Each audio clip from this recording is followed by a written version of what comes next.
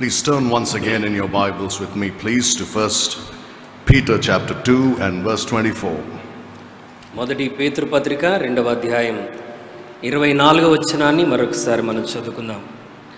మనము పాపముల విషయమై చనిపోయి నీతి విషయమై జీవించున్నట్లు ఆయన తానే తన శరీరమందు మన పాపములను మ్రాను మీద మోసుకొనెను. ఆయన పొందిన గాయముల చేత మీరు స్వస్థత నొందితిరి. We are talking about the burden of sin that Jesus Christ bore upon the cross. ప్రభు అయినటువంటి యేసుక్రీస్తు కల్వరి శిలువలో మనందరి పాపముల భారమును మోసెనని మనం మాట్లాడుతున్నాం. We have seen that when he went to the cross to bear our sins, ఆయన శిలువ మీదకి మన పాపములను మోయటానికి వెళ్ళినప్పుడు he bore our sins alone. ఆయన తానే మనందరి పాపములను మోసాడు. There was nobody to help him. అతనికి సహాయం చేసేటువంటి వారు ఎవరూ లేరు. We have seen that he went voluntarily. ఆయన స్వచ్ఛందముగా శిలువ మీదకి వెళ్ళాడని మనం నేర్చుకున్నాం. And we have seen that he went for everybody without any exclusions. ఆయన ఎటువంటి తారతమ్యం లేకుండా ఆయన అందరి కొరకు కల్వరి శిలువలో మన పాపములను మోయటానికి వెళ్ళాడు. Now it says he who his own self bare our sins. ఇక్కడ వాక్యం ఏమని చెప్తుందంటే ఆయన తానే తన శరీరమందు ఉన్న పాపములను మ్రాను మీద మోసాడు. Now think about the person who bore our sins. మన పాపములను మోసినటువంటి ఆ వ్యక్తిని గురించి మనం ఒకసారి ఆలోచన చేద్దాం. This man took upon himself the sins of the whole world. ఈ వ్యక్తి లోకంలోని మనుషులందరి పాపములను తన మీద మోసుకున్నాడు. Did he deserve it? ఆయన అలా మోయటానికి ఆవశ్యకత ఏమైనా ఉందంటారా? He didn't deserve it. ఆయన మోయాల్సినటువంటి అవసరత లేనే లేదండి. Because he was not a sinner like you and me. ఆయన నీవలే నావలే ఆయన పాపం చేసినటువంటి వ్యక్తి కాదు. He didn't deserve to suffer. ఆయన శ్రమ పొందటానికి అసలు అర్హతే లేనటువంటి వాడు. We have seen how he bore physical pain and emotional pain and spiritual pain upon the cross. అతను కల్వరి శిలువలో శరీర సంబంధమైనటువంటి భావోద్వేగమైన ఆత్మ సంబంధమైన బాధను ఎలా అనుభవించాడో మనం నేర్చుకున్నాం. We have seen that the spiritual pain of separation from the Father was far greater than any physical or emotional pain he could endure. ఆయన అనుభవించినటువంటి బాధలన్నిట్లో కూడా తన తండ్రి అయిన దేవుని నుండి ఎడబాటును పొందటం అనేటువంటి ఆత్మ సంబంధమైన బాధ వర్ణనాతీతమైనటువంటిది. That's because he was made sin for us. అది ఎందుకంటే ఆయన మన కొరకు పాపముగా మార్చబడ్డాడు కాబట్టి. Because he bore our sins upon the cross. ఆయన మనందరి పాపములను మ్రాను మీద మోసాడు కాబట్టి. So he did not deserve it. ఆయన ఆ పాప భారాన్ని మోయవలసినటువంటి అవసరత ఆయనకు లేదు. Because we are talking about none other than the sinless Son of God. మనం ఎవరి గురించి మాట్లాడుతుంటామంటే పాపము లేని దేవుని కుమారుడైన యేసుక్రీస్తుని గురించి మాట్లాడుతున్నాం. We are talking about the second person of the Holy Trinity. మరి త్రిత్వములో ఉన్నటువంటి రెండవ వ్యక్తి పరిశుద్ధుడైన రెండవ వ్యక్తిని గురించి మనం మాట్లాడుతున్నాం. We are talking about Jehovah in the flesh. మరి యెహోవా దేవుడే శరీర సంబంధిగా భూమి మీదకి దిగి వచ్చినటువంటి సందర్భాన్ని మనం మాట్లాడుతున్నాం. We are talking about him. మనం ఆయనని గురించి మాట్లాడుతున్నాం. Not any ordinary man. ఏ సాధారణమైనటువంటి వ్యక్తి గురించి మనం మాట్లాడలేదు. And he it is who bore our sins. ఆయన తానే తన శరీరమందు మన పాపములన్నిటినీ మోసాడు. Now there is a familiar passage I'm sure to you that I want you to turn to.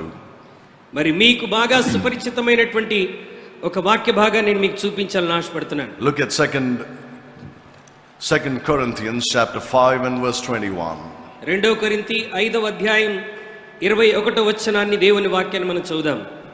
ఎందుకనగా మనం ఆయన యందు దేవుని నీతి అగునట్లు పాపమెరుగని ఆయనను మన కోసము పాపముగా చేసెను. It says about the Lord Jesus Christ that he knew no sin. ఆయన పాపము ఎరుగని వాడు అని దేవుని వాక్యం ఇక్కడ సెలవిస్తుంది. What does that mean? అంటే దాని అర్థం ఏంటి? Does that mean he didn't know what sin is? అంటే పాపం అంటే ఏంటో ఆయనకు తెలియదని అర్థమా? He knew no sin.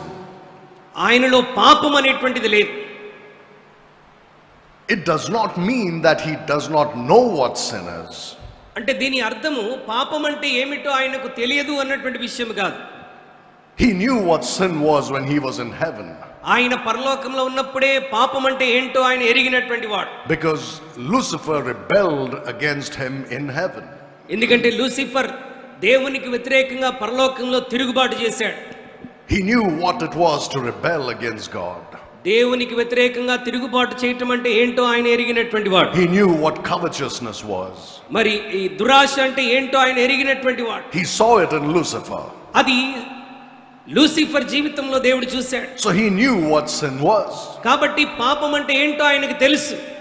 He knew what sin was because he saw when Adam and Eve sinned against him. ఆదాము అవ్వలు తనకు వ్యతిరేకంగా పాపము చేశారు గనుక అసలు ఆ పాపం అంటే ఏంటో ఆయనకు తెలుసు. He knew what disobedience to God's word was. దేవుని వాక్యానికి అవిధేయత చూపటం అంటే ఏంటో ఆయనకు తెలుసు. He knew what it was, what it meant to give in to the lust of the eyes, the lust of the flesh and the pride of life. శరీరాశ నేత్రాశ జీవపుటమ్మములకు ఒక వ్యక్తి తన్ను తాను అప్పగించుకోవటం అంటే ఏంటో ఆయనకు తెలిసినటువంటి వాడు. Because he saw it in the Garden of Eden. Gethsemane తోటలో ఆయన దాన్ని చూశాడు గనుక ఆయనకు తెలుసు. He knew that it was sin that brought him down to the earth. మరి పాపమే ప్రభు అయినటువంటి యేసుక్రీస్తుని భూమి మీదకి తీసుకుని వచ్చిందన్న సంగతి ఆయన ఎరిగినవాడు. And he could see sin all around the people that he interacted with. ఆయన మాట్లాడినటువంటి మనుషులందరి జీవితాల్లో ఉన్నటువంటి పాపాన్ని ఆయన ఎరిగినటువంటి వాడు. He could see the sin in their lives. వారి జీవితాల్లో పాపం అంటే ఏంటో ఆయన తెలిసినటువంటి వాడు. So he knew what sin was. కాబట్టి పాపం అంటే ఆయన ఖచ్చితంగా తెలుసు. But this verse says he knew no sin. అయితే మనం చదివినటువంటి లేఖన భాగములో మరి పాపము ఎరుగని ఆయన అని దేవుని వాక్యం జ్ఞాపకం చేస్తుంది. We understand from this that he did not know sin experientially. అంటే ఈ వచనాన్ని బట్టి మనం అర్థం చేసుకోవాల్సినటువంటి మాట ఏంటంటే పాపం అంటే ఏంటో ఆయన అనుభవించినటువంటి వాడు కాదు. He had no association with sin. మరి పాపముతో ఆయనకి ఎటువంటి సంబంధము లేదు. Sin had no claim in his life. పాపం అతని జీవితంలో ఎటువంటి నియామకం చేయడానికి అవకాశం లేదు. Remember, he was born of a virgin. ఆయన కన్యకకు జన్మించిన విషయం మనందరికీ తెలుసు. And because he was born of a virgin, there was no sin nature in the Lord Jesus Christ. ఆయన కన్యకకు జన్మించాడు గనుక ప్రభువైనటువంటి యేసుక్రీస్తులో పాపపు స్వభావం ఎక్కడ కూడా కనిపించదు. The blood that flowed in his body was the blood of God. ఆయన శరీరంలో ప్రవహిస్తున్నటువంటి రక్తము మానవ రక్తము కాదండి, అది దేవుని రక్తమై ఉంటున్నది. It was not the blood of Mary. అది మనుషుల యొక్క రక్తము కాదు. And because a man's seed was not involved in his birth, మానవుని యొక్క బీజము యేసుక్రీస్తు యొక్క జననములో అది నిమగ్నమై లేదు గనుక he had no inherited sin nature. కాబట్టి పాపపు స్వభావం ఆయన ఏమాత్రము సంతరించుకొనలేదు. Because it's through the seed of man that the sin nature is transferred to the child. మానవుని యొక్క పాపపు బీజము ద్వారానే మనుషులందరిలో కూడా పాప స్వభావం అనేది చేర్చబడుతుంది. Remember when God spoke to Adam and Eve about the coming savior in Genesis 3:15. ఆదికాండం 3:15 రాబోతున్నటువంటి రక్షకుని గురించి దేవుడు ఆదాము అవ్వలతో మాట్లాడినప్పుడు He never said the seed of the serpent and the seed of the man. మరి పురుషుని యొక్క బీజము లేక సర్పం యొక్క బీజం అని మాట్లాడలేదు. He talked about the seed of the woman. మరి స్త్రీ సంతానం అని ఆయన మాట్లాడుతున్నాడు. A woman doesn't have seed. మరి స్త్రీకి బీజం లేదండి. It's talking about the child who will be conceived in her womb. అంటే గర్భములో సృష్టించబడుతున్నటువంటి బిడ్డని గురించి మాట్లాడుతున్నాడు. This child who will be conceived in the woman's womb without the involvement of a man. స్త్రీ గర్భములో సృష్టించబడుతున్నటువంటి ఈ బిడ్డ లేకపోతే ఈ మనుషుడు మరి పురుషుని యొక్క కలయిక లేకుండా జరుగుతున్నటువంటి వాడు. So when Mary conceived, it was because the power of the Holy Spirit overshadowed her. మరియ గర్భము ధరించినప్పుడు సర్వోన్నతుని శక్తి ఆమెను కమ్ముకున్నది. He had no sin nature. ఆయనలో ఎటువంటి పాప స్వభావం లేదు. So he knew no sin whatsoever within himself. కాబట్టి ఆయనలో పాపం ఎరిగనటువంటి వాడుగా ఆయన ఉంటున్నాడు. It was this sinless Son of God పాపం ఎరిగని ఈ మనుష్య కుమారుడు who bore our sins upon the cross for us. మన పాపములన్నిటిని ఆయన కల్వరి శిలువలో మోసాడు. Now think about this. దీని గురించి ఆలోచించాడు. He knew no sin. ఆయన పాపం ఎరుగని వాడు. That means he had no experience of sin. అంటే పాపపు అనుభవం లేనటువంటి వాడు ప్రభువైనటువంటి యేసుక్రీస్తు. Such a person was made sin for us. అలాంటి పాపం ఎరుగని వ్యక్తి మనందరి కొరకు పాపముగా చేయబడ్డాడు. How did this happen? ఇది ఎలాగ జరిగింది? It happened by imputation. You know, just like the righteousness of Christ is imputed to us, అంటే యేసుక్రీస్తు ప్రభువారి నీతి మనకు ఎలాగో ఆపాదించబడిందో ఆయనకు కూడా పాపం అలాగా ఆపాదించబడింది. Your sins and mine were imputed to him. నా పాపములన్నీ కూడా ఆయన మీద ఆపాదించబడ్డాయి. The pure sinless Son of God మరి పాపము లేని నీతిమంతుడైనటువంటి దేవుని కుమారుడు turned into sin. పాపముగా మార్చబడ్డాడు. Though he never knew what sin was experientially. తన జీవితంలో అనుభవపూర్వకముగా పాపం అంటే ఏంటో ఎరగనటువంటి వాడు మనందరి కొరకు పాపముగా మార్చబడ్డాడు. But you see, you and I know sin by experience. నీవు నేను మనందరం కూడా పాపపు అనుభవం ఏంటో మనం ఎరిగినటువంటి వారం. We know sin because we indulge in it. పాపం అంటే ఏంటో మనకు తెలిసి, ఎందుకంటే ఆ పాపమును మనం చేస్తూ ఉన్నటువంటి వారము కాబట్టి. The more we experience sin in our lives, మన జీవితంలో ఎంత పాపమును మనం అనుభవిస్తూ ఉంటామో, the more intimate we become with it. మనం పాపానికి అంత సన్నిహితులమైపోతూ ఉంటాం. We know sin. మనకు పాపం అంటే ఏంటో తెలుసు. We become closer and closer with sin. మనము పాపముతో ప్రతిదినం సన్నిహితులమైపోతూ ఉంటాం. We are like close friends with sin. అంటే మన జీవితం పాపముతో ఒక స్నేహపూర్వకమైన స్థితిలో ఉంటున్నది. We have the sin nature in us. మనందరిలో పాపపు స్వభావం ఉంటున్నది. So sin has a place in our own hearts. అంటే మనందరి హృదయాల్లో పాపమునకు ఒక ప్రత్యేకమైనటువంటి స్థానం ఉంటున్నది. You know what sin is. నీకు తెలుసు పాపం అంటే ఏంటో. Christ didn't know it. క్రీస్తుకి పాపము ఎరగనటువంటి వాడు. We know it intimately. మనము సన్నిహితముగా పాపం అంటే ఏంటో ఎరిగిన వారం. We know it experientially. అనుభవపూర్వకముగా మనం దాన్ని ఎరిగినటువంటి వారం. We have even loved it fondly. మనం దానిని ప్రేమించినటువంటి వారం. But he had absolutely no association with sin. అయితే ప్రభు అయినటువంటి యేసుక్రీస్తుకి పాపముతో ఎటువంటి సహవాసం లేదండి. Many of us know by sad experience మనలో చాలా మందికి విచారకరమైనటువంటి అనుభవం ఉంటూ ఉన్నది. that the closer we get to sin, మనం పాపానికి ఎంత సన్నిహితులమవుతామో, the stronger the bond becomes between you and your sin. అంటే నీలో నీకు ఆ బంధం అనేటువంటిది చాలా అధికముగా అయిపోతుంది. And the harder it becomes to get rid of it. ఆ పాపము నుండి బయటపడటం అనేటువంటిది చాలా కష్టతరంగా ఉంటుంది. That's why we must refuse this friendship with sin right at the beginning. కాబట్టి పాపముతో స్నేహం అనేటువంటి దాన్ని ఆరంభంలోనే నీవు తీసివేయాలి. We must refuse to become intimate with it. పాపముతో సన్నిహితం అవటానికి మనం తిరస్కరించాలి. If you start playing with it, ఒకవేళ పాపముతో నువ్వు చెలగాటమాడితే and you think you will not get burned, మరి నీవు దాని వలన ఎటువంటి నష్టాన్ని పొందవని అనుకోగలిగితే, you are deceiving yourself. నిన్ను నీవే మోసపుచ్చుకుంటున్నావు. Experiencing sin will never let you go unscathed. మరి పాపమును అనుభవించటం నీ జీవితంలో ఇక దాన్ని తప్పించుకునేటువంటి స్థితిలో నువ్వు ఎక్కడ ఉండటం లేదు. You can never leave sin without consequences. మరి పాపము చేస్తున్నటువంటి నీవు దాని పరిణామమును అనుభవించకుండా నీ జీవితంలో ముందుకెళ్ళలేవు. The Bible says, do not deceive yourself. దేవుని వాక్యం అంటుంది, మిమ్మును మీరు మోసపుచ్చుకొనవద్దు. What a man sows, that will he reap. మనుష్యుడు ఏమి విత్తునో ఆ పంటనే కోయును. If you sow to the flesh, నీవు శరీరముతో విత్తినప్పుడు you will reap death. మరి మరణాన్ని నీవు కోస్తావు. You cannot escape this principle God has put in place. దేవుడు ఏర్పాటు చేసినటువంటి ఈ నియమం నుండి మనం ఎన్నడూ తప్పించుకోలేం. The more you play with sin, నీవెంత ఎక్కువగా పాపముతో చెలగాటమాడతావో, the stronger it becomes in you. అది నీ జీవితంలో అంత బలమైనదిగా మారిపోతుంది. The more you understand it, నీవు ఎంత ఎక్కువగా దాన్ని గ్రహించగలవు, the more you start loving it. నీవు దాన్ని ప్రేమించటం మొదలు పెడతావు. Be careful, Christians. దేవుని బిడ్డలారా, పాపం విషయంలో మనం జాగ్రత్తగా ఉండాలి. We are called to be separate from sin. మనం పాపము నుండి వేరుపరచబడటానికి మనం పిలువబడ్డాం. We are not called to be close friends with sin. మనం పాపముతో సన్నిహితమైన స్నేహితులం అవటానికి పిలువబడలేదు. Look at 2 Corinthians chapter 6. 2 కొరింథీయుల పత్రిక 6వ అధ్యాయాన్ని చూడండి. Look at verses 14 through 17. 2 కొరింథీ పత్రిక 6వ అధ్యాయం 14 నుండి 17 వచనాల దేవుని వాక్యాన్ని చదువుదాం. మీరు అవిశ్వాసులతో జోడుగా ఉండకుడి. నీతికి దుర్నీతితో ఏమి సాంగత్యము? వెలుగునకు చీకటితో ఏమి పొత్తు? క్రీస్తునకు బెలియాలతో ఏమి సంబంధము? అవిశ్వాసితో విశ్వాసికి పాలెక్కడిది? దేవుని ఆలయమునకు విగ్రహముతో ఏమి పొందిక? మనము జీవముగల దేవుని ఆలయమై ఉన్నాము. అందుకు దేవుడిలాగు సెలవిచ్చుచున్నాడు. What fellowship hath righteousness with unrighteousness? నీతికి మరి అవినీతితో ఏమి సాంగత్యం? You are righteousness in Christ. మనం యేసుక్రీస్తులో నీతిమంతులమై ఉన్నాం. What business do you have to meddle with sin? అయితే లోకముతో పాపముతో కలిసికోవడానికి నీకు ఏమి సంబంధం?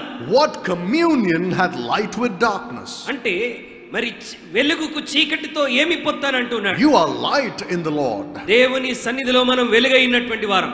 What communion or fellowship do you have with sin? ఏ విధమైనటువంటి సహవాసమును చీకటితో కలిగి ఉన్నాం? What concord doth Christ have with Belial? క్రీస్తునకు బెలియాలుకు ఏమి సంబంధం? What part had the believer with the infidel? అవిశ్వాసితో విశ్వాసికి పాలెక్కడిది? What agreement had the temple of God with idols? దేవుని ఆలయమునకు విగ్రహముతో ఏమి పొందిక? We have absolutely nothing to do with sin because the Lord has severed our connection with it. మనలను దేవుడు ఆ పాపము నుండి ఆ సంబంధాన్ని తెంచివేశాడు గనుక ఇక దానితో మనకు పాలు లేదన్నటువంటి సంగతిని మనం గుర్తెరగా. The Bible says when we have trusted in the Lord Jesus Christ, మనం ప్రభువైనటువంటి యేసుక్రీస్తునందు విశ్వాసం ఉంచినప్పుడు we died with him. మనము ఆయనతో కూడా చనిపోయాం. We died to sin. మనము పాపం విషయంలో చనిపోయాం. Our friendship with sin has been severed, cut off. అనగా పాపముతో మనకున్నటువంటి సంబంధము సహవాసము తెగిపోయింది. But still we find ourselves sometimes going back into friendship with these beggarly elements of the world. ఈ విషయాన్ని గ్రహించినప్పటికీ అనేక సార్లు మరి ఈ పాపపు సంబంధంలోనికి దిగజారిపోవడానికి మనం ప్రయత్నం చేస్తుంటాం. How is it that we go back into the bondage that Christ has made us free from? యేసుక్రీస్తు ప్రభువారు ఏ బంధకంలో నుండి బానిసత్వం నుండి మనం బయటికి నడిపించాడో మరలా అదే బానిసత్వపు జీవితంలోనికి వెళ్తే ఎంత భయంకరంగా ఉంటుందో ఆలోచించాడు. God wants us to hate sin. దేవుడు మనందరం కూడా పాపమును ద్వేషించాలని కోరుతున్నాడు. Just like he hates it. ఆయన ద్వేషించిన రీతిగా మనం పాపాన్ని ద్వేషించాలి. But Christians relish sin. క్రైస్తవులు పాపమును అధికముగా ప్రేమిస్తూ సంబంధాన్ని కలిగి ఉంటున్నారు. They enjoy it. వారు పాపాన్ని ఆనందిస్తూ ఉన్నారు. నా మైక్ మారుస్తారు. You know what they think? వారేమని ఆలోచిస్తున్నారు తెలుసా? They think, oh, I don't have to go into the depths of sin. నేను పాపపు యొక్క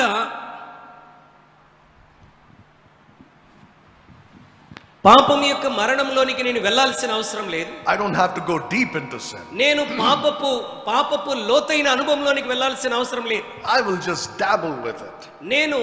నేను దానితో అలా సహవాసం చేస్తూ ఉంటాను అంతే. Just enjoy it from the outside. ఆ పాపమును బాహ్యముగా నేను అనుభవిస్తూ ఉంటాను గాని దాని లోతుల్లోనికి వెళ్ళను అని అనుకుంటూ ఉంటాను. Just be there on the fringes, on the periphery of actual sin. ఆ పాపం యొక్క ఆనందాన్ని సహవాసాన్ని నేను అనుభవిస్తుంటానే తప్ప దాని లోతుకు వెళ్ళనని మనం అనుకుంటూ ఉంటాం. But before you know it, అయితే నీవు గ్రహించక మునుపే it sucks you in. అది నిన్ను పూర్తిగా మింగివేస్తుంది. It is a miry clay. అది భయంకరమైన పాపపు బురద. Once you step into it, ఒక్కసారి నువ్వు ఆ బురదలోనికి అడుగు పెట్టిన తరువాత you will sink before you know it. నీవు గ్రహించక మునుపే ఆ బురదలోనికి పూర్తిగా మునిగిపోతావు.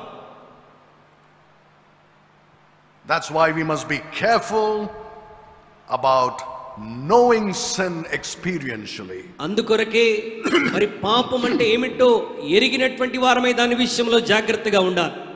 Do not think that once I experience sin, then I will know that I should not do it. నీవు ఇలా అనుకోనవద్దు. పాపం అంటే ఏంటో నేను అనుభవపూర్వకంగా తెలుసుకుంటేనే కదా పాపము జోలికి వెళ్లకుండా ఉంటాను అనుకుంటే చాలా ప్రమాదం. It stains you for life. అది నిన్ను నీ జీవితం నుండి పూర్తిగా బయటికి లాగివేస్తుంది. It will leave a mark on you which will never be removed. నీ జీవితంలో ఎన్నడూ తుడిచివేయలేనటువంటి ఒక భయంకరమైన మచ్చ పాపము నీ జీవితంలో కలగజేస్తుంది. If you have been saved at a young age, ఒకవేళ నీవు యవన జీవితంలో నేను రక్షణలోనికి వస్తే and have not gone into the depths of sin, అంటే పాపపు యొక్క బంధకాల్లోనికి బానిసత్వంలోనికి లోతులోనికి వెళ్లకుండా ఉండగలిగితే rejoice and give thanks to God. నీవు ప్రభువైనటువంటి యేసు కృతజ్ఞతాస్తుతులు చెల్లిస్తూ ఆయన్ని ఘనపరచాలి. Cherish that innocence you have. దేవుడు నీకు ఇచ్చినటువంటి ఆ పాపము చేయని స్వభావాన్ని బట్టి దేవుని స్తుతించాలి. You know why? ఎందుకో తెలుసా? Because once you dabble with sin ఒక్కసారి పాపముతో మనము కలిసిపోయినప్పుడు and experience it, దానిని అనుభవిస్తూ ఉన్నప్పుడు you get marked for life. నీ జీవితాంతం నీ మీద ఒక మచ్చ వచ్చేస్తుంది. You say, well, doesn't the blood of Jesus Christ cleanse us from all sin? నీవు ఇలా చెప్పవచ్చు, మచ్చ ఎందుకు ఉంటుందండి, ప్రభు అయినటువంటి యేసుక్రీస్తు రక్తము నా పాపములన్నీ కడిగి వేసింది కదా. Yes, that's true. అది 100% వాస్తవమే. But the memory of that experience will never go away. అయితే పాపపు ఆ అనుభవం యొక్క జ్ఞాపకము నీ జీవితంలో నుండి ఎన్నడూ చెరిగిపోదు. And time and again it will try to bring you back into its power. మరలా మరలా ఆ శక్తిని, ఆ జ్ఞాపకాన్ని నీకు అది కలగజేస్తూనే ఉంటుంది. Sometimes Christians think, కొన్నిసార్లు క్రైస్తవులు ఏమనుకుంటారండి, I got saved at such a young age. నేను చిన్న వయసులోనే రక్షణలోకి వచ్చేసాను. I have never enjoyed what other people my age enjoyed. నా వయసులో ఉన్నటువంటి మిగతా యవనస్తులు పాపాన్ని అనుభవించినట్టుగా, లోకాన్ని అనుభవించినట్టుగా నేను అనుభవించలేదు. Oh, they went to pubs, they danced, they drank, they did things which gave them a lot of joy and pleasure. వారు public వెళ్ళారు, డాన్సులు చేశారు, మత్తు పానీయాలు సేవించారు, వారి జీవితాన్ని చక్కగా ఆనందించారు. I don't even know how it feels. కూడా నాకు తెలియదు. I don't know how it feels. అది ఏ విధంగా ఉంటుందో కూడా నాకు తెలియదు. I wish I had tried it then before I got saved. నేను రక్షించబడక మునుపే అది ఏంటో ఒకసారి అనుభవించుంటే బాగుండేదేమో. You don't know what you're talking about. దేవుని బిడ్డ, నువ్వేమి మాట్లాడుతున్నావో నీకు అర్థం కావట్లేదు. Once you experience it, ఒక్కసారి నువ్వు దాన్ని అనుభవించితే, till you get your glorified body, నీవు నీ మహిమకరమైన దేహాన్ని పొందుకునేంత వరకు you will continue to be tormented by it. నీవు ఆ జ్ఞాపకాల చేత నీవింకను వేధించబడుతూనే ఉంటావు. Every time it comes up, అది నీ యొక్క మనసులోనికి వచ్చిన ప్రతిసారి it raises up its ugly head like a serpent to bite you. అది సర్పము తల ఎత్తి నిన్ను కాటు వేస్తున్నట్లుగా ఆ పాప బలహీనత నిన్ను వెంటాడుతూనే ఉంటుంది. And every time you'll have to run to the Lord for help. అలా జరుగుతున్న ప్రతిసారి నువ్వు దేవుని దగ్గరకు పరిగెత్తుకుంటూ రావలసి వస్తుంది. And plead for his blood. ఆయన యొక్క రక్తము కొరకు మరలా నువ్వు వేడుకోవాలి. And plead his promises from his word. దేవుని యొక్క వాగ్దానములు ఆయన వాక్యంలో నుండి మనము జ్ఞాపకం చేసుకోవాలి. It's a spiritual warfare, you see. అది మనందరి జీవితంలో ఆత్మ సంబంధమైనటువంటి పోరాటం. That's why I say innocence is a wonderful thing. అందుకొరకే పాపం విషయంలో అమాయకత్వమును కలిగి ఉండటం చాలా అద్భుతమైనటువంటి విషయం. It is better that you have never experienced these sins. ఒకవేళ నీ జీవితంలో ఆ విధమైన పాపాలు అనుభవించకుండా ఉంటే నీవు దేవునికి స్తోత్రం చెల్లించాలి. Look at Romans chapter 16 and verse 19. రోమా పత్రిక 16వ అధ్యాయం 19వ వచనాన్ని దేవుని వాక్యాన్ని మనం చదువుకుందాం. రోమా 16:19. మీ విధేయత అందరికీ ప్రచురమైనది గనుక మిమ్మును గూర్చి సంతోషించుచున్నాను. మీరు మేలు విషయమై జ్ఞానులను, కీడు విషయమై నిష్కపటులై ఉండవలనని కోరుచున్నాను. I would have you to be wise unto that which is good and simple concerning evil. మీరు మేలు విషయమై జ్ఞానులను, కీడు విషయమై నిష్కపటులై ఉండవలనని కోరుచున్నాను. In other words, we must be innocent concerning evil. మరొకసారి మాట్లాడాలంటే పాపం విషయంలో, దుష్టత్వం విషయంలో మనం అమాయకులమును, నిష్కపటులమై ఉండాలి.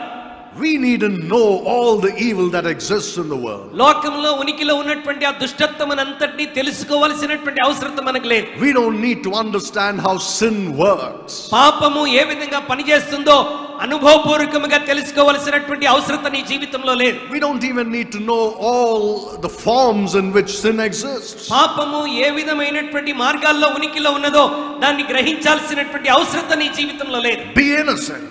నీవు అమాయకుడుగా, నిష్కపటబడి ఉండాలి. Some Christians think I need to know everything about sin. కొంతమంది క్రైస్తవులు ఏమనుకుంటారంటే, నేను పాపాన్ని జయించాలంటే పాపాన్ని గురించి పూర్తిగా అనుభవ జ్ఞానం కలిగి ఉండాలనుకుంటారు. I must know about all the evil in this world. లోకంలో ఉన్నటువంటి దుష్టత్వం అంతటిని నేను తెలుసుకొని ఉండాలి. No, you don't. అలా చేయాల్సిన అవసరం లేదండి. God wants you to be innocent. దేవుడు నీవు ఆ దుష్టత్వం విషయంలో, పాపం విషయంలో అమాయకుడవై, నిష్కపటుడవై ఉండాలని కోరుతున్నాడు. Jesus Christ was innocent. యేసుక్రీస్తు ప్రభువారు పాపం ఎరిగని వాడిగా ఉన్నాడు. He knew no sin. ఆయన పాపపు అనుభవ జ్ఞానం లేదు. You and I, we made him into sin because of our sins. మన పాపములను బట్టి మనం ఆయనను పాపముగా చేశాం. But he knew no sin. అయితే ఆయన పాపం ఎరిగని వాడు. Now he has delivered us from sin. ఇప్పుడు ఆయన మనందరినీ పాపం నుండి విమోచించాడు. And he doesn't want us to sit and experiment with sin. కాబట్టి ఇప్పుడు మనం పాపాన్ని అనుభవపూర్వకంగా తెలుసుకోవాలని ఆయన కోరట్లేదు. You know what Christians do? క్రైస్తవులు ఏం చేస్తారు తెలుసా? Let me see how far I can go with the sin without getting hurt. నేను మరి నష్టపోకుండా, గాయపరచబడకుండా ఈ పాపంలో ఎంతవరకు వెళ్ళగలనో వెళ్ళి ప్రయత్నిస్తానని అనుకుంటుంటారు. It's such a dangerous thing to do. దేవుని బిడ్డలారా, అది చాలా ప్రమాదకరమైనటువంటిది. Would you play with a poisonous serpent? విషపూరితమైనటువంటి సర్పముతోను ఆటలాడతావా? Will you see how far you can go before it bites you? ఆ సర్పము దగ్గరికి నేను ఎంత సన్నిహితంగా వెళ్ళగలనో చూస్తానని ఆలోచిస్తావా? It is faster than you are. అది నీకంటే వేగంగా ఉంటుంది. And it strikes at a speed which is unbelievable, really. దాని యొక్క పరిణామం మరి నమ్మశక్యం కానిదిగా ఉంటుంది. Before you know it, నీవు గ్రహించక ముందే it strikes you. అది నిన్ను కాటు వేస్తుంది. Do not fool around with sin. పాపం విషయంలో మనం మోసపోయేటువంటి వారంగా ఉండకూడదు. God says, be innocent. దేవుడు అంటున్నాడు, నిష్కపటులమై మనం ఉండాలి. This world is full of sin. ఈ లోకమంతా పాపముతో నిండి ఉన్నది. But that doesn't mean you must know it in all its forms and workings. లోకం పాపంతో నిండి ఉన్నది గనుక ఆ పాపం అంటే ఏంటో నేను పూర్తిగా అనుభవ జ్ఞానంతో తెలుసుకోవాలని ఆలోచించటం తప్పు. Look at what it says in 2 Peter chapter 2 and verse 24. రెండవ పేతురు 2వ అధ్యాయం 24వ వచనం ఏమి సెలవిస్తున్నదో ఒకసారి చూడండి. Sorry, verse 14. 2:14. Yes. 2వ అధ్యాయం 14వ వచనం, రెండవ పేతురు. వ్యభిచారిని చూచి ఆశించుచు పాపము మానలేని కన్నులు గలవారును అస్థిరులైన వారి మనస్సులను మరలు కొల్పుచు లోభిత్వమందు సాధకము చేయబడిన హృదయం గలవారును శాపగ్రస్తులై ఉండి. You see that a heart they have exercised with covetousness. వారికి ఉన్నటువంటి హృదయము ఆ దురాశను లేకపోతే ఆ పాపపు మనస్సును సాధన చేస్తూ ఉన్నది. They exercise to become stronger in their sins. వారి పాపములో స్థిరులై ఉండటానికి దానిని వారు సాధన చేస్తూ ఉంటారు. So they become closer and closer to sin. అలా చేయటం ద్వారా పాపానికి దినదినము సన్నిహితులైపోతున్నారు. Stronger and stronger in sin. పాపములో ఇంకా బలవంతులైపోతున్నారు. He wants us to stay away as far as possible. దేవుని బిడ్డలమైన మనం పాపానికి ఎంత దూరముగా ఉండాలో అంత దూరంగా ఉండాలని దేవుడు కోరుతున్నాడు. It's best to leave it alone. అంటే దానిని మనం పూర్తిగా విడిచిపెట్టాలి. Don't even try to understand it. దానిని గురించి అర్థం చేసుకోవడానికి కూడా మనం ప్రయత్నం చేయకూడదు. You don't need to understand it. నీవు పాపాన్ని అర్థం చేసుకోవాల్సిన అవసరం లేదు. Remember what Paul says writing to the Philippians? అపోస్తలుడైన పౌలు ఫిలిప్పీలకు రాస్తూ ఏమని చెప్పాడు తెలుసా? Think on things which are good and pure and holy and righteous. మరి ఏవి పవిత్రమైనవో, ఏవి రమ్యమైనవో, ఏవి ఖ్యాతిగలవో వాటి మీద ధ్యానం ఉంచండి. Don't try to understand sin. పాపాన్ని అర్థం చేసుకోవడానికి ప్రయత్నించాల్సిన అవసరం లేదు. Be innocent concerning evil. పాపం విషయంలో నిష్కపటులమై ఉండాలని దేవుడు కోరుతున్నాడు. Look at Revelation chapter 2 and verse 24. ప్రకటన గ్రంథం 2వ అధ్యాయం 24వ వచనాన్ని దయచేసి చూడండి. ప్రకటన గ్రంథం 2వ అధ్యాయం 24వ వచనం. అయితే తుయతైరలో కడమ వారిన మీతో అనగా ఈ బోధను అంగీకరింపక సాతాను యొక్క గూఢమైన సంగతులను ఎరుగమని చెప్పుకొని వారందరితో నేను చెప్పుచున్నదేమనగా మీ పైని మరి ఏ భారమును పెట్టను. In Thyatira there were many who did not go into the depths of Satan. తుయతైరలో అనేక మంది సాతాను యొక్క గూఢమైన సంగతులను ఎరగని స్థితిలో ఉన్నవారు చాలా మంది ఉన్నారు. And God is appreciating them for that. దేవుడు వారికి ఉన్నటువంటి ఆ స్థితిని బట్టి వారిని అభినందిస్తున్నాడు. Now you take for example movies nowadays. ఉదాహరణకి నేటి దినాల్లో ఉన్నటువంటి సినిమాలు మనం చూసినట్లయితే What do they show you? ఆ సినిమాల్లో ఏమి చూపెడతారు? A graphic description of sin. పాపమును గురించి ఒక మరి గ్రాఫిక్స్ వాళ్ళు చూపెడుతూ ఉంటారు. Right, a detailed description of sin. పాపాన్ని గురించి చాలా విపులముగా ఆ చూసేటువంటి వారికి తెలియజేస్తూ Or ఉంటారు. rather a detailed depiction of sin. అంటే పాపం యొక్క స్థితిని చాలా భయంకరంగా చూపెడుతూ ఉంటారు. So that you can see clearly with your eyes how it would be to do this particular sin. ఆ ప్రత్యేకమైనటువంటి పాపము చేస్తే ఏ విధంగా ఉంటుందో నీ కళ్ళతో చూస్తూ దాన్ని ఆలోచించుకుంటూ ఉంటావు. Think about murder. మరి హత్యను గురించి ఒకవేళ ఆలోచన చేస్తే they glorify it in movies. ఆ యొక్క హత్యను ఆ సినిమాల్లో చాలా ఘనమైన స్థితిలో చూపెడుతూ ఉంటారు. They glorify violence. వారు ఆ దుష్టత్వాన్ని చాలా ఘనమైన స్థితిలో చూపెడుతుంటారు. And they show you how you can indulge in it in various ways. ఆ విధమైనటువంటి క్రూరమైనటువంటి దుష్టత్వంలో ఏ విధంగా నీవు ఇన్వాల్వ్ అవ్వగలవో వారు చూపిస్తారు. Why do you need to look at all that? వాటన్నిటినీ చూడాల్సినటువంటి అవసరత ఏముంది? You say entertainment. అయితే మనం ఏమంటామంటే జస్ట్ ఆహ్లాదం కొరకు నేను చూస్తున్నాను. How is it that such evil and wickedness can entertain you? ఆ దుష్టత్వంతో కూడినటువంటి ఆ క్రూరమైనటువంటి విషయాలన్నీ నీకు ఏ విధంగా ఆనందాన్ని ఆహ్లాదాన్ని కలిగించగలవు? Think about the filthy language that is used. వారు ఉపయోగిస్తున్నటువంటి చెడు భాషను ఒకసారి చూడండి. And if it is an English movie, they will nicely add the name of Jesus Christ before and after the profanities they use. ఒకవేళ English movies లో అయితే వారు మాట్లాడుతున్న చెడు మాటలకి ముందు గాని వెనక గాని జీసస్ అన్నటువంటి పదమును వాడుతూ ఉంటారు. How is it that you sit and get entertained when your Lord's name is being blasphemed? మరి నీవు దేవుని యొక్క నామము అవమానించబడుతున్నప్పుడు ఆ పాపపు మాటలు మాట్లాడుతూ ఎలా ఆనందించగలవు? Think about how they depict adultery. మరి వ్యభిచారాన్ని ఏ విధంగా వాళ్ళు ప్రదర్శిస్తున్నారు చూడండి. They glorify it. దానిని మహిమకరమైనదిగా చూపెడుతూ ఉంటారు. They make it look like it's enjoyable. వారు ఆ దిగంబరత్వాన్ని చూపిస్తూ ఆనందింప చేయడానికి ప్రయత్నం చేస్తుంటారు. They glorify cheating on your spouse. మరి జీవిత భాగస్వామిని మోసం చేయటం అనేటువంటిది ఒక ఘనమైనదిగా మూవీస్ లో చూపెడుతుంటారు. And what you are doing there is sitting and learning those lessons. అంటే నీవు ఆ సినిమా చూస్తూ ఏమి నేర్చుకుంటున్నామంటే ఇవన్నీ నా జీవితంలో చేయొచ్చు అన్నటువంటి ఆ జ్ఞానాన్ని సంపాదించుకుంటున్నావు. You're being educated. అంటే నీవు దానికి సంబంధించినటువంటి అవగాహనను విద్యను నేర్చుకుంటున్నావు. You're being brainwashed. నీ యొక్క బుర్రంతా కూడా దానితో నింపబడుతుంది. You know something? మీకు విషయం తెలుసా? You go and talk to any Christian for 10 minutes.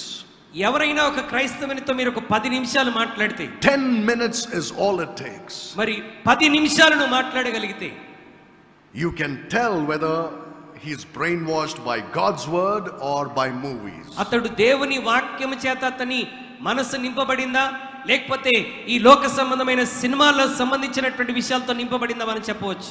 See how dangerous it is. చూడండి అది ఎంత భయంకరమైనటువంటిది. It is shocking sometimes to talk to some Christians. కొంతమంది క్రైస్తవులతో మాట్లాడుతుంటే చాలా ఆశ్చర్యం కలుగుతూ ఉంటది. They have such a shocking worldly mentality. మరి లోక సంబంధమైనటువంటి ఆలోచన విధానాన్ని వారి కలిగి ఉండడం నిజంగా ఆశ్చర్యాన్ని కలుగజేస్తుంది. Everything they say, the way they think is worldly. వారు మాట్లాడే విధానం, చూసే విధానం, ప్రవర్తించే విధానం అన్ని లోక సంబంధమైనవి. The decisions they make are based on what they have learned on television or movies. వారు తీసుకునేటువంటి నిర్ణయాలన్నీ కూడా టీవీల్లో సినిమాల్లో చూసినటువంటి వాటి మీద ఆధారపడి ఉంటాయి. I have even seen this among Christians. ఇది క్రైస్తవుల జీవితాల్లో నేను చూశాను. That they react to certain situations in their lives.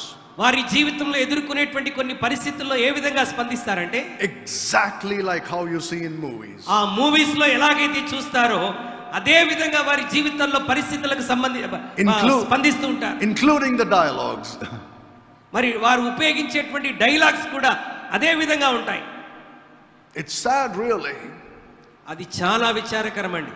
Christians go into the depths of Satan.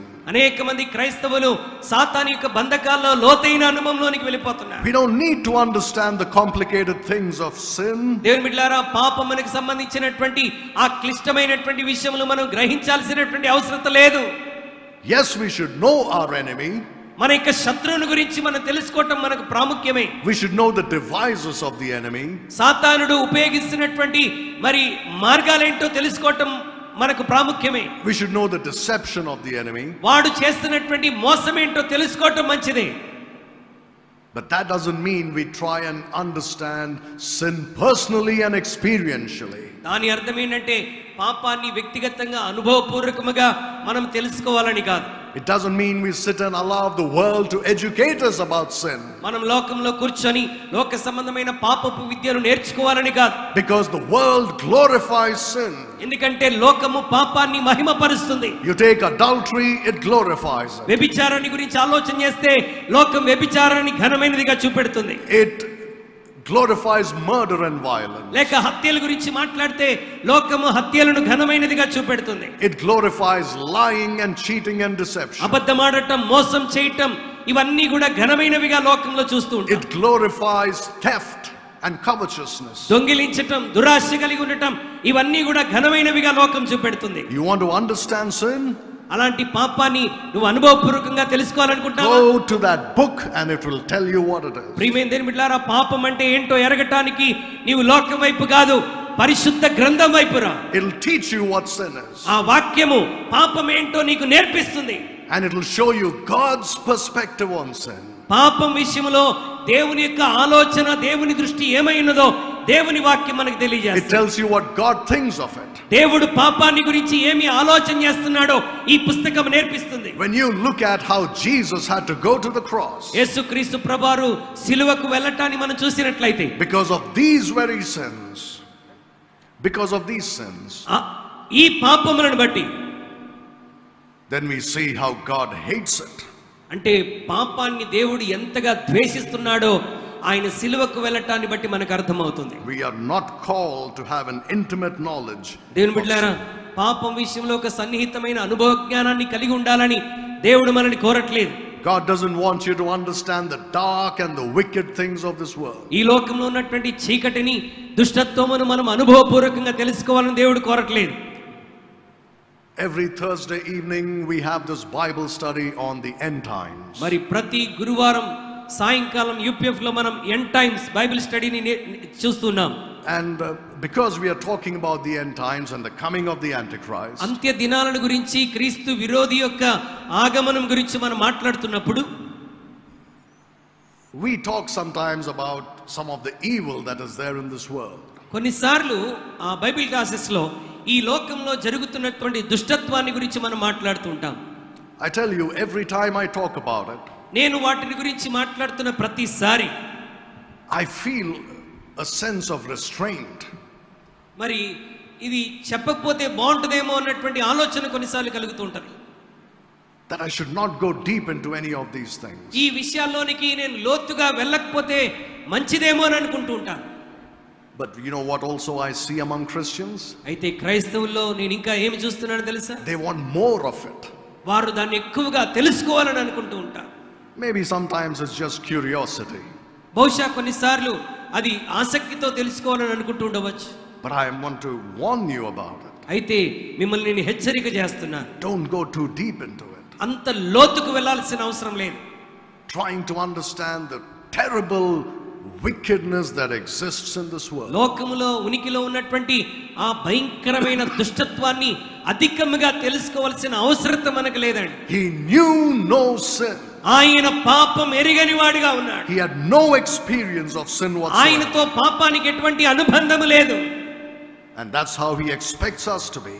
కాబట్టి మనము కూడా ఆ విధంగా ఉండాలని కోరుతున్నాడు. He bare our sins in his own body. ఆయన తానే తన శరీరమందు మన పాపములను మ్రాణు మీద మోసుకొనెను. And the one who bore our sins was one who never knew sin. మన పాపములను తన శరీరం మీద మోసినటువంటి వాడు తన జీవితంలో ఎన్నడూ కూడా పాపపు అనుభవం ఎరగనటువంటి వాడు.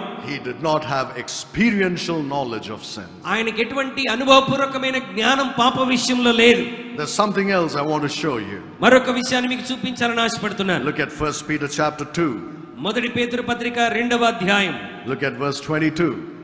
మొదటి పేతురు 2వ అధ్యాయం 22వ వచనం. ఆయన పాపము చేయలేదు, ఆయన నోటను ఏ కపటమును కనబడలేదు. Not only did he not know sin, ఆయన పాపమును ఎరగనటువంటి వాడు మాత్రమే కాదు గాని, but he did know sin. ఆయన ఏ పాపము చేయలేదు. You see, he did not have the sin nature in him. అంటే ఆయనలో పాపపు స్వభావం లేదండి. And he never experienced sin. ఆయన పాపాన్ని ఎప్పుడు కూడా అనుభవించలేదు. But that's not all. అంత మాత్రమే కాదు, He never did any sin. ఆయన ఏ పాపమును చేయలేదు. Neither was guile found in his mouth. ఆయన నోటను ఏ కపటము కూడా కనబడలేదు. That he never spoke one word which was inappropriate in his whole life. అంటే పాపపు సంబంధమైన లోక సంబంధమైనటువంటి ఒక్క మాటైనను ఆయన నోట రాలేదు. Not one unnecessary word. అనవసరమైన ఒక్క మాట కూడా యేసయ్య నోట ఈ భూమి మీద రాలేదు. Not one deceptive word. కనీసం ఒక్క మోసపూరితమైనటువంటి ఒక్క కపటపు మాటైనను ఆయన నోటి గుండా రాలేదు. He did no sin whatsoever. ఆయన ఏ పాపమును చేయలేదు. He never committed a sin in thoughts in his mind. ఆయన ఆలోచన విధానంలో కూడా ఏ పాపము ఎరగనటువంటి వాడు. He never sinned in his heart. ఆయన హృదయంలో ఏ పాపపు ఆలోచన లేదు. He never sinned with his mouth, as we have said. ఇందాక మనం మాట్లాడుకున్నట్టుగా ఆయన నోట ఏ పాపపు కపటపు మాటైనను లేదు. He never sinned with his hands or with his feet. ఆయన చేతులతో కాళ్ళతో ఏ పాపమును తాను చేయనటువంటి He వాడు. never sinned with his eyes. ఆయన తన కన్నులతో ఏ పాపమును చూడలేదు. He was a perfect sinless man. ఆయన పరిపూర్ణమైన పాపము లేని మనుష్యుడిగా భూమి మీద ఉన్నాడు. Now think about this. దీని గురించి ఆలోచించాడు. He could have sinned if he wanted to. ఆయన కావాలంటే పాపము చేసి ఉండవచ్చు. If he had chosen to. ఆయన ఒకవేళ దాన్ని ఎంపిక చేసుకుని ఉంటే. He had a perfect human nature.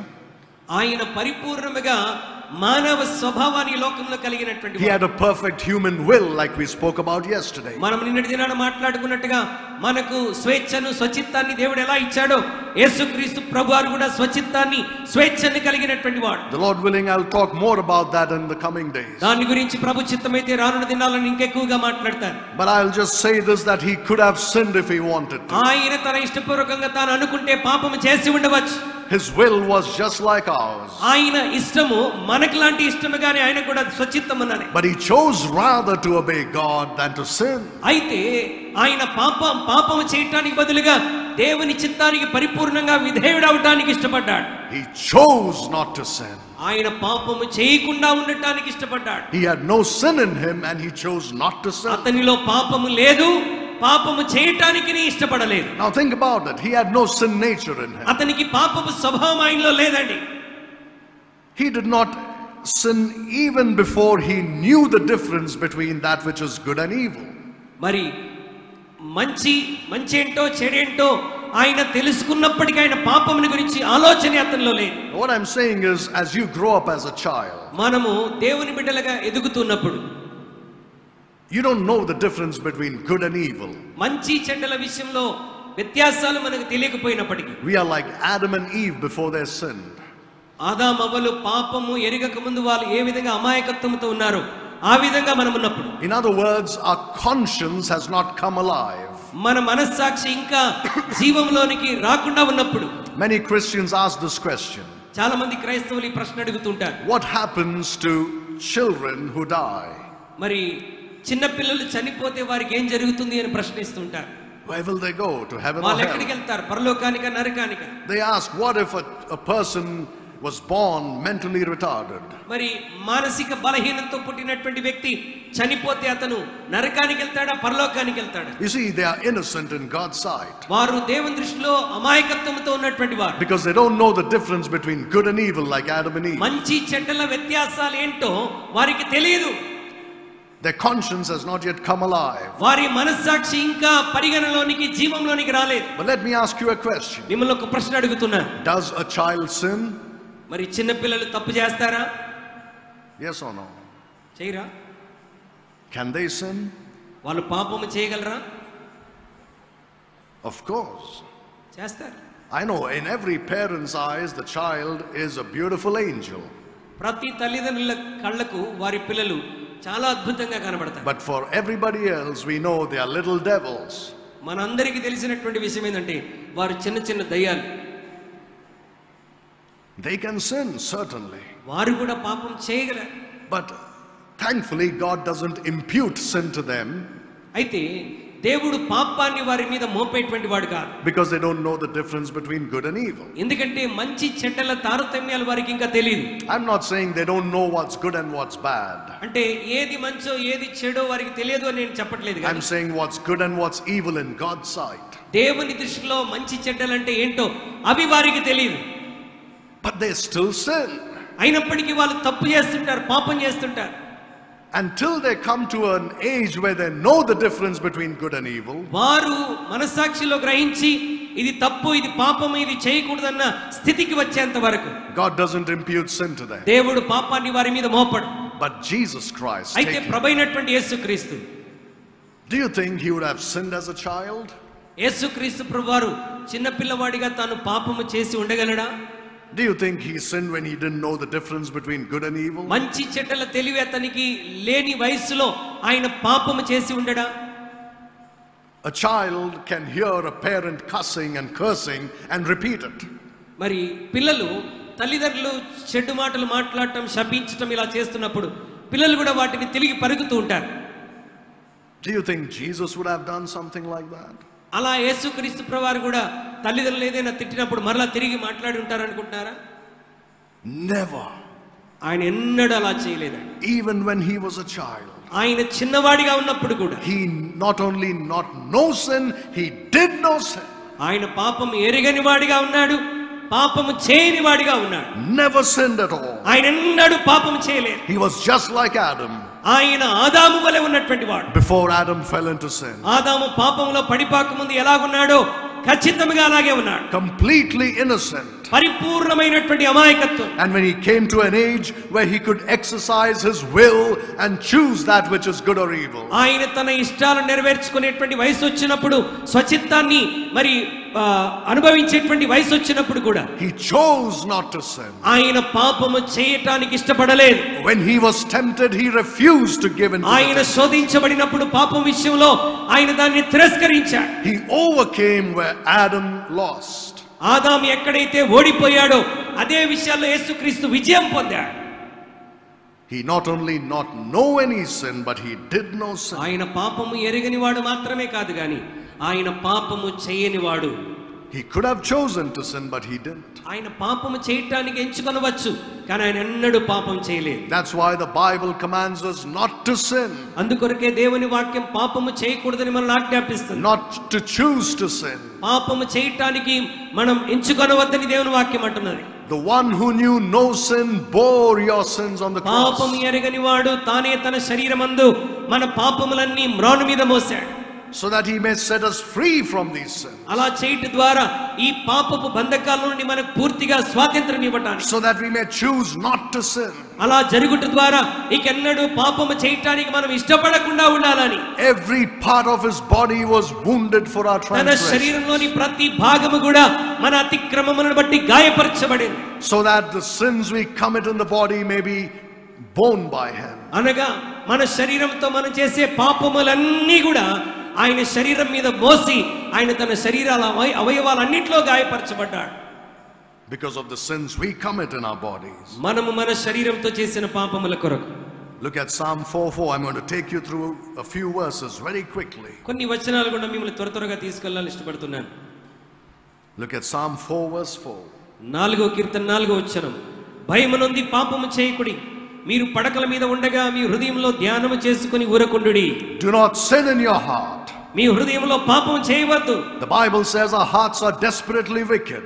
మన హృదయంలో దుష్టత్వం ఉన్నదని దేవుని వాక్యం జ్ఞాపకం చేస్తున్నది. Jesus said out of the heart comes out adulteries and fornications and murders. ఒకని హృదయంలో నుండి ఈ విధమైనటువంటి వ్యభిచారపు ఆలోచనలు, జారత్వపు ఆలోచనలు వస్తుంటాయని ప్రభు చెప్పాడు. The Bible says keep your heart with all diligence. మరి దేవుని వాక్యం అంటుంది మీ హృదయమును జాగ్రత్తగా కాపాడుకొనుడని దేవుని వాక్యం అంటుంది. For out of it are the issues of life. ఎందుకంటే హృదయంలో నుండి లోక సంబంధమైనటువంటి క్రియలు బయటికి వస్తూ ఉంటాయి. Be careful to keep your heart in tune with God's word. నీ హృదయమును దేవుని వాక్యముతో నింపుకోవడానికి జాగ్రత్త కలిగి ఉండుడని దేవుని వాక్యం సెలవిస్తుంది. David said, "Thy word have I hid in my heart, that I might not sin against thee." నేను పాపము చేయకున్నట్లు దేవా నా హృదయంలో నీ వాక్యమును దాచుకొని ఉన్నానని దావీదు అంటున్నాడు.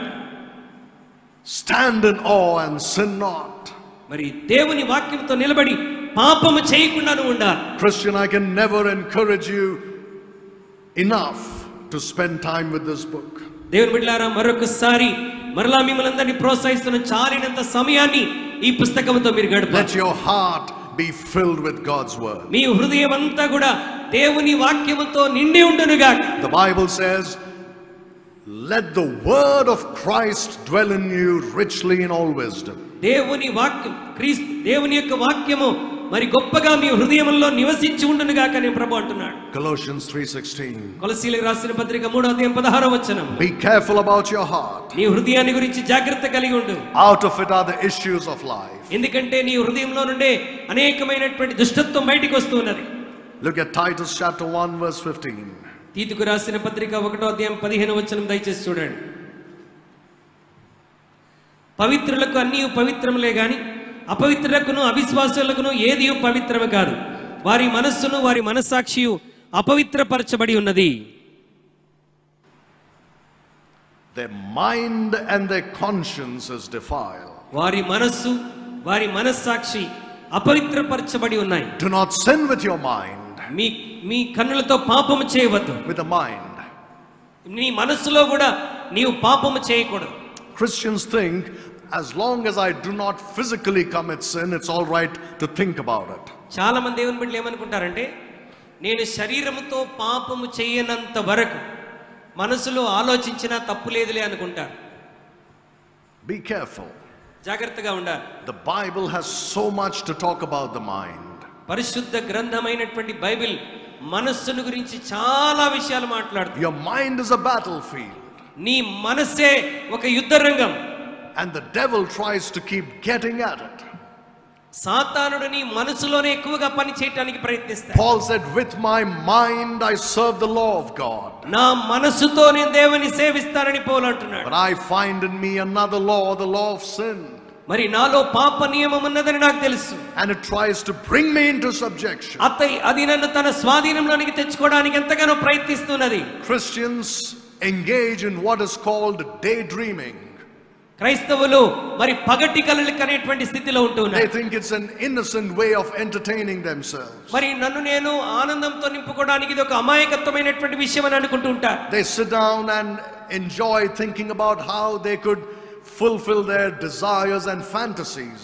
వారు కూర్చొని వారి హృదయంలో మనసులో ఆలోచన చేస్తుంటారు, ఇది ఏ విధంగా ఆనందించగలను, ఇది ఎలా చేయగలనని పాపపు విషయాల గురించి ఆలోచిస్తూ ఉంటారు. They say, I'm not doing it physically, I'm only thinking about it. వాళ్ళు ఏమని చెప్తారంటే, అయ్యా నేను మనసులో ఆలోచిస్తున్నానే తప్ప వాటిని శరీరంతో చేయట్లేదు కదా, అది ఎలా పాపం అవుతుంది అని అంటారు. Your mind is defiled. నీ మనస్సు పాడైపోయి ఉన్నది. And then your conscience gets defiled. నీ మనస్సాక్షి కూడా అపవిత్రపరచబడుతున్నది. And then your fellowship with Jesus Christ is broken. అలా జరుగుతుండడం ద్వారా ప్రభువైనటువంటి యేసుక్రీస్తుతో నీ సహవాసం తెగిపోతుంది. Because if you think sinful thoughts, ఎందుకంటే నీ మనసులో పాపపు ఆలోచనలు వచ్చినప్పుడు you grieve the Holy Spirit. నీవు పరిశుద్ధాత్మను దుఃఖపరుస్తున్నావు.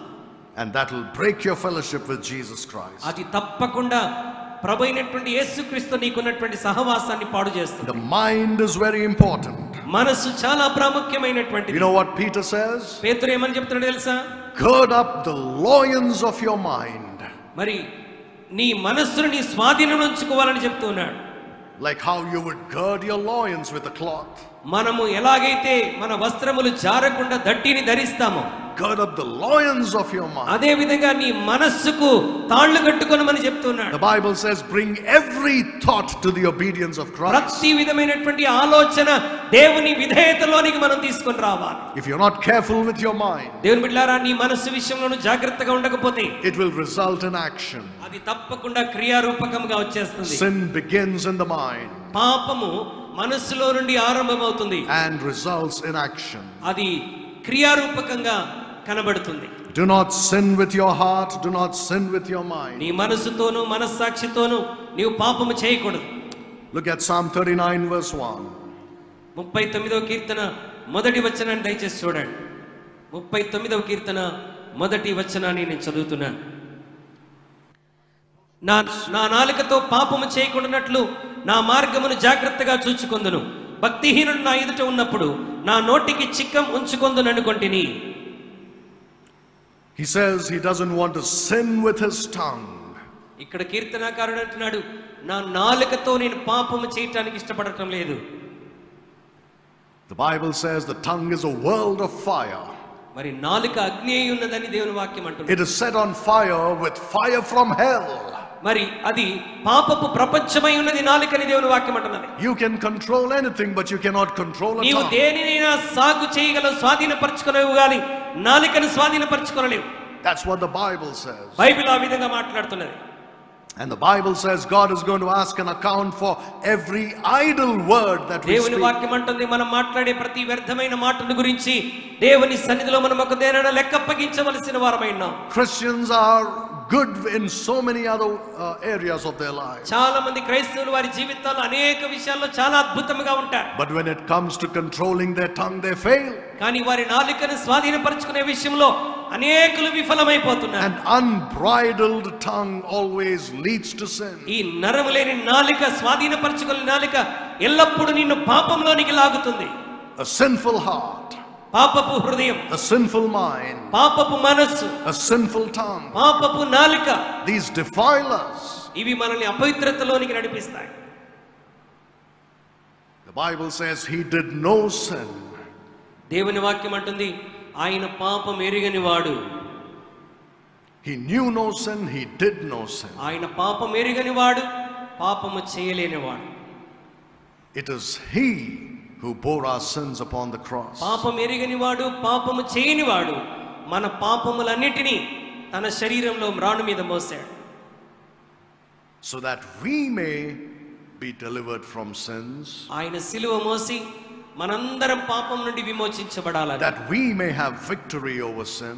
మనం పాపం మీద విజయం పొందుకోవాలని, That we may live a holy life. మనము పరిశుద్ధమైన పవిత్రమైన జీవితం A జీవించాలి. life that honors and glorifies Jesus Christ. అలాగూ చేయటి ద్వారా ప్రభువైనటువంటి యేసుక్రీస్తును మహిమపరచాలి. It's not easy. అదంత సులభమైనది కాదు. I'm not saying that you're going to walk out of this auditorium and go back as angels. నీవు ఇక ఈ వాక్యం విన్న తర్వాత ఈ మందిరం నుండి బయటికి వెళ్ళగానే ఓ గొప్పగా నువ్వు ఉంటావని నేను చెప్పట్లేదు. It takes tears and sweat and blood and toil. ఈ విధమైన విజయంలోనికి, పాపం మీద జయం పొందుకోవడానికి కన్నీరు, మన ప్రయాస, మన చెమట, మన రక్తం అన్ని అవసరమై ఉన్నాయి. We must resist unto blood, the Bible says, against sin. మనము దానికి వ్యతిరేకంగా మనం పోరాడవలసిన వారమై ఉన్నాం. It's a spiritual battle. ఇది ఆత్మ సంబంధమైనటువంటి యుద్ధం. Thank God our captain, the Lord Jesus Christ, goes before us. మన సైన్యాధిపతి మన ప్రభు అయినటువంటి యేసుక్రీస్తు ఈ పోరాటంలో మన ముందు వెళ్తూ ఉన్నాడు. He strengthens us. ఆయన మనల్ని బలపరుస్తాడు. He upholds us. ఆయన మనకు సహాయం చేస్తాడు. He has already done everything that needs to be done. మనము జయించడానికి చేయవలసిన కార్యములన్నీ యేసుక్రీస్తు ఎప్పుడో చేసేశాడు. Now what we have to do is go to him మనము చేయవలసిన పని ఏంటంటే మనం ఆయన చెంతకు రావాలి. and be strengthened to fight against these things. వీటితో పోరాడడానికి మనల్ని మనం ప్రభు సన్నిధిలో బలపరుచుకోవాలి. Brethren, the cross is about sin, dealing with sin. దేవుని బిడ్డలారా, సిలువ అంటే ఏంటంటే పాపముతో పోరాడేటువంటిది. We cannot talk about the cross without talking about sin. మరి పాపమును గురించి మాట్లాడకుండా సిలువను గురించి మనం మాట్లాడుకోలేము. We always talk about the love that sent the Savior to the cross. Calvary సిలువలో యేసుక్రీస్తు ప్రభువు చూపించినటువంటి ఆ ప్రేమను గురించి మనం ఎల్లప్పుడూ మాట్లాడతాం. But we fail to think about our sins that nailed him to that cross. మనము ఈ విషయాన్ని ఆలోచించట్లో విఫలమైపోతాం. ఏంటంటే మన పాపములే కదా ఆయనను సిలువ వరకు తీసుకొని వెళ్ళాయి. He bare our sins in his own body. మన పాపములన్నీ తానే తన శరీరమందు మోసాడు. The one who did no sin. పాపం ఎరుగని వాడు. And he calls us today to walk in a way that glorifies him as we overcome sin in our lives. మనం పాపమును జయించుట ద్వారా ఆయనను మహిమపరచగలిగినటువంటి జీవితాన్ని జీవించాలని ప్రభు మన నుండి ఈ రోజు కోరుతున్నాడు. He wants us to experience the power of the cross. సిలువ యొక్క శక్తిని మన జీవితంలో అనుభవించాలని ప్రభు ఆశపడుతున్నాడు. Let us pray. ప్రార్థన